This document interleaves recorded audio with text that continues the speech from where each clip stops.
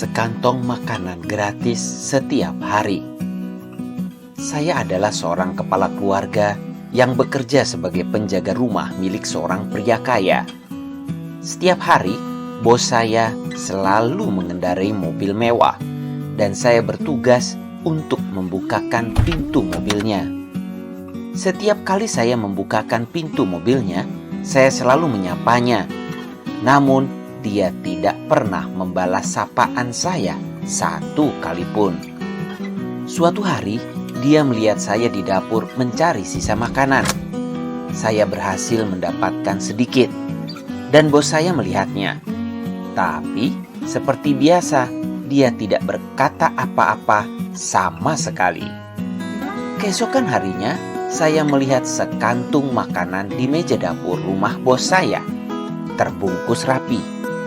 Makanan-makanan itu tampak bersih dan segar, seperti makanan yang baru saja ditaruh. Saya pikir seseorang telah melakukan kesalahan dan lupa akan makanan yang baru saja dibeli. Tanpa pikir panjang, saya pun mengambil sekantong makanan tersebut dan membawanya pulang. Kejadian yang sama terus berulang setiap hari. Saya terus berpikir, siapa orang ceroboh yang telah melakukan kesalahan dengan meninggalkan makanan yang baru dibeli itu.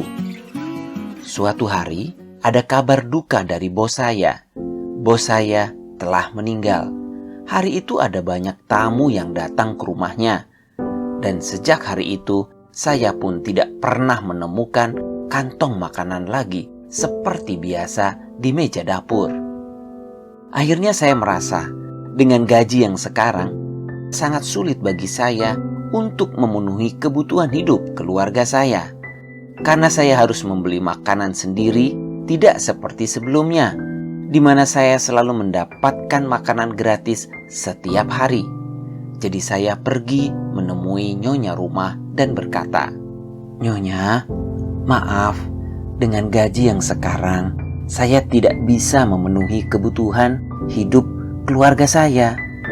Jadi, saya ingin meminta kenaikan gaji. Lagi pula, sudah beberapa tahun gaji saya tidak pernah bertambah." Hah? Sudah bertahun-tahun gaji kamu tidak bertambah?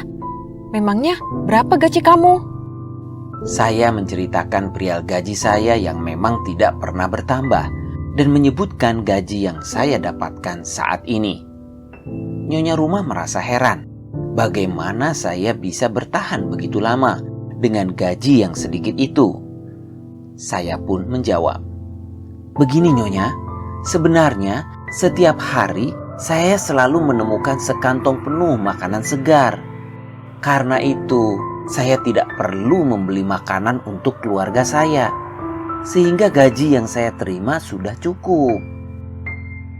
Tiba-tiba nyonya rumah pun menangis. Saya menjadi amat terkejut dan bertanya, "Oh, ada apa Nyonya?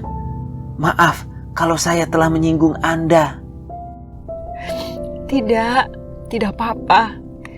Saya hanya sedih karena baru mengetahui kamulah salah satu orang yang diberi makan oleh suami saya setiap hari. Hah? Jadi yang selama ini menaruh makanan di meja dapur? Ya benar, suami saya yang melakukannya. Setelah berpikir sejenak, memang betul. Saya berhenti mendapatkan makanan itu tepat setelah tuan rumah meninggal. Saya tetap bekerja di rumah tersebut dengan gaji yang ditambah dan tetap mendapatkan makanan setiap hari. Namun kali ini, makanan itu diantarkan oleh anak si tuan rumah. Mirip seperti ayahnya, setiap kali saya mengucapkan terima kasih ataupun menyapanya, dia tidak pernah menjawab. Sampai suatu hari, saya pun mengucapkan terima kasih dengan berteriak. Lalu tiba-tiba ibunya berkata, "Hei, kamu tidak perlu melakukan hal itu. Dia tidak akan bisa mendengarmu.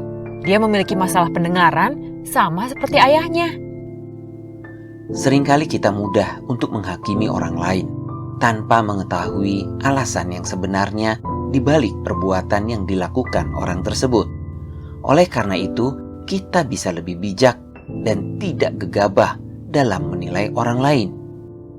Tindakan-tindakan baik yang sederhana dan konsisten akan memberikan dampak yang mendalam bagi orang yang menerimanya, terlebih tindakan itu adalah tulus tanpa pamrih.